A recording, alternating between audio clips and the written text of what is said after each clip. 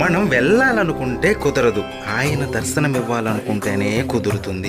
ఎంతోమంది వెళ్ళి దర్శనం కాకుండా కూడా తిరిగి వచ్చి ఉంటారు. మీకు రహస్యం చెబుతాను, వినండి.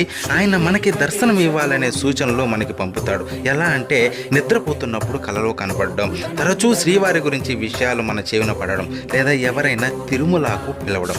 ఈ విధమైన సంకేతాలు కనబడితే వెంటనే బయలుదేరండి కొండకి. కానీ ఒక్క విషయం, అక్కడ మనం దర్శించుకునేది మామూలు విగ్రహం కాదు, సకల జగత్తును నడిపే శక్తి స్వరూపం, బ్రహ్మాది దేవతలు దర్శించుకునే విరాట్ స్వరూపం అది. విగ్రహ రూపంలో కనిపించి భ్రమింపజేసే శ్రీవారి రూపం అది. చక్రవర్తులు, సామంతులు ఆయన దర్శనం కోసం బంగారు వాకిలి ముందు పడిగాపులు కాశారు.